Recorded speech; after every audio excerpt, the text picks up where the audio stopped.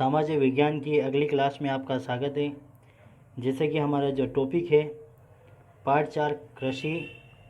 पूर्व में हमने कृषि के प्रकार के रूप में निर्वाह कृषि और वाणिज्यिक कृषि के बारे में अध्ययन किया। आज हम कृषि के विकास के बारे में अध्ययन करेंगे कि कृषि का विकास का संबंध बढ़ती जनसंख्या की बढ़ती मांग को पूरा करने के लिए कृषि के उत्पादन को बढ़ाने की दिशा में किए जाने वाले प्रयासों से हैं। इसके बहुत सारे जो तरीके हैं वो काम में लिए जाते हैं कृषि के विकास के लिए। जैसे बोए गए क्षेत्र में विस्तार करके, बोई जाने वाली फसलों की संख्या बढ़ाकर, सिंचाई सुविधाओं में सुधार करके, उर्वरकों और उच्च उपज देने वाले बीजों का प्रयोग करके। कृषि का मशीनीकरण भी कृषि के विकास का एक अन्य पहलू है। कृषि के विकास का चरम लक्ष्य खाद्य सुरक्षा को बढ़ाना है। कृषि का विकास विश्व में विभिन्न भागों में विभिन्न गतियों से हुआ है। अधिक जनसंख्या वाले विकासशील देश अधिकतर गहन कृषि करते हैं, जहां छोटी जोतों पर सामान्यतः जीविकोपार्जन के लिए फसलें उगाई जाती हैं। बड़ी जोतें वाणिज्यिक कृषि के लिए अधिक उपयुक्त होती हैं, जैसे संयुक्त राज्य अमेरिका, कनाडा और ऑस्ट्रेलिया में वाणिज्यिक कृषि की जाती है। अब देखिए भारत का कृषि फार्म किस प्रकार का है, भारत में कृषि किस प्रकार से की जाती है। तो एक उदाहरण के द्वारा इसमें समझाया गया है कि भारत के लोग किस प्रकार से कृषि करते हैं। उत्तर प्रदेश के गाजीपुर ज़िले में आदिलाबाद एक छोटा सा गांव है। मुन्नालाल इस गांव का एक छोटा किसान है, जिसके पास लगभग 1.5 हेक्टेयर का एक फार्म है। उसका आवास मुख्य गांव में है। वह अधिक उपज देने वाले बीजों को बाजार से वर्षों के एकांतर पर खरीदता है।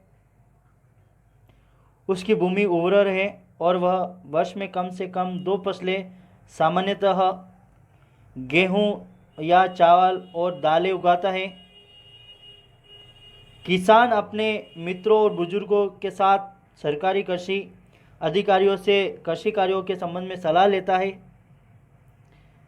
वह अपने खेत की जुताई के लिए भाड़े पर ट्रैक्टर लेता है। यद्यपि उसके कुछ मित्र अभी भी बैलों से खेतों को जोतने की परंपरागत विधि का प्रयोग करते हैं। समीप के खेत में एक नलकूप है, जिसे वह अपने खेत की सिंचाई के लिए भाड़े पर लेता है। मुन्नालाल के पास 2 भैंस और कुछ मुर्गियां भी हैं। वह निकट के शहर में स्थित सरकारी भंडार में दूध बेचता है। वह वहाँ का एक सदस्य है। सहकारी समिति उसके जानवरों के लिए चारे के प्रकार, पशुधन के स्वास्थ्य के सुरक्षात्मक उपायों और कृत्रिम गर्भाधान के संबंधों में सलाह देती है। कृषि के विविध कार्यों में परिवार के सभी सदस्य उसकी सहायता करते हैं। कभी कभी वह बैंक या कृषि सहकारी समिति से बीजों की उच्च उपज वाली किस्मों और औजारों को खरीदने के लिए ऋण लेता है। वह अपने उत्पाद को निकट के शहर में स्थित मंडी में बेचता है। अधिकांश किसानों के पास भंडारण सुविधाओं की कमी होती है, इसलिए वे बाजार के अनुकूल न होने पर वे अपने उत्पादों को बेचने के लिए विवश होते हैं। हाल के वर्षों में सरकार ने भंडारण की सुविधाओं के विकास के लिए कुछ कदम उठाए हैं। ये तो हो गया भारत का कृषि फार्म। अब देखिए संयुक्त राज्य अमेरिका का कृषि फार्म किस प्रकार का है। संयुक्त राज्य अमेरिका में एक फार्म का औसत आकार भारतीय फार्म की तुलना में बहुत बड़ा होता है।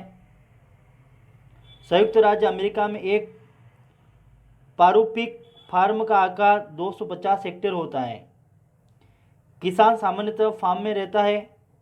मक्का, सोयाबीन, गेहूं और चुकंदर यहाँ उगाई जाने वाली कुछ मुख्य महत्वपूर्ण फसलें हैं।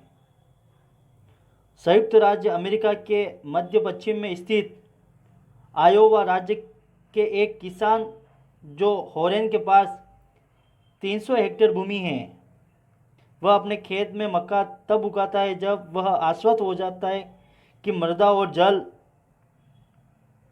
संसाधन इस फसल की आवश्यकता को पूरा कर देंगे। फसल को नुकसान पहुंचाने वाले पीड़कों पर नियंत्रण के लिए पर्याप्त उपाय किए जाते हैं। समय समय पर वह मृदा के नमूनों को मृदा परीक्षण प्रयोगशाला में जांच के लिए भेजता है।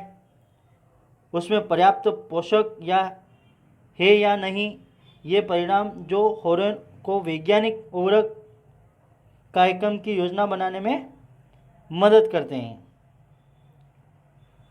उसका कंप्यूटर उपग्रह से जुड़ा हुआ है जो उसे उसके खेत की यथार्थ तस्वीर देता है। यह रासायनिक उर्वरकों और पीड़कनाशकों का आवश्यकता अनुसार प्रयोग करके उसकी मदद करता है। वह ट्रैक्टरों, बीज बोने की मशीन, समतलक, संयुक्त हार्वेस्टर और थ्रेसर का उपयोग कृषि संबंधी विविध सक्रियाओं में करते हैं। अनाज स्वचालित अन्न भंडार से संचित किए जाते हैं और बाजार अभिकरणों यानी मार्केट एजेंसियों में भेजे जाते हैं। संयुक्त राज्य अमेरिका में किसान एक व्यवसायी की तरह काम करता है, न कि एक खेतीहर किसान की तरह। तो हमने आज भारत की कृषि और संयुक्त राज्य की कृषि के बारे में अध्ययन किया। दोनों के बारे में अंतर किस प्रकार से है उसके बारे में अध्ययन किया। तो ये पाठ यहीं पर समाप्त होता है। अब इसके जो अभ्यास प्रश्न हैं, तो सबसे पहला जो प्रश्न है, निम्नलिखित प्रश्नों के उत्तर दीजिए। इसमें पहला प्रश्न है कृषि क्या है, वो आपको आंसर देना है। फिर दूसरा प्रश्न, उन कारकों का नाम बताइए जो कृषि को प्रभावित कर रहे हैं।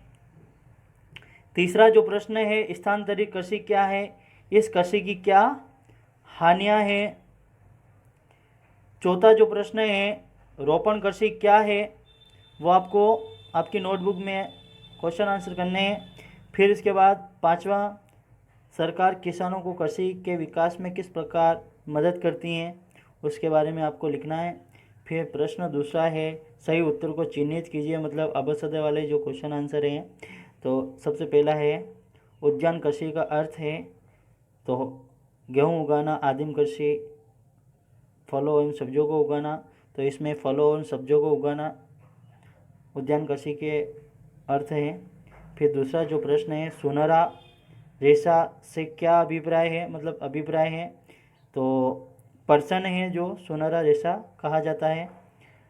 कॉफ़ी का उत्पादक प्रमुख उत्पादक है, तो कॉफ़ी का प्रमुख उत्पादक है ब्राज़ील है प्रमुख उत्पादक। अब तीसरा प्रश्न है कारण बताइए। भारत में कृषि एक प्राथमिक क्रिया है, तो उसके बारे में कारण बताना है। फिर दूसरा प्रश्न है विभिन्न फसलें विभिन्न प्रदेशों में उगाई जाती हैं, तो क्यों उगाई जाती है, तो उसके बारे में आपको कारण बताने हैं। फिर इसके बाद चौथा जो प्रश्न है अंतर स्पष्ट कीजिए प्राथमिक क्रियाएं और तृतीयक क्रियाएं। पहले प्रश्न है प्राथमिक क्रिया और तृतीयक क्रियाएं में अंतर स्पष्ट करना है। और दूसरा प्रश्न है निर्वाह कृषि और गहन कृषि में अंतर बताने हैं। तो यह पाठ आपका यहीं समाप्त होता है। इसके प्रश्न उत्तर आपको आपकी नोटबुक में आपको करने हैं। धन्यवाद।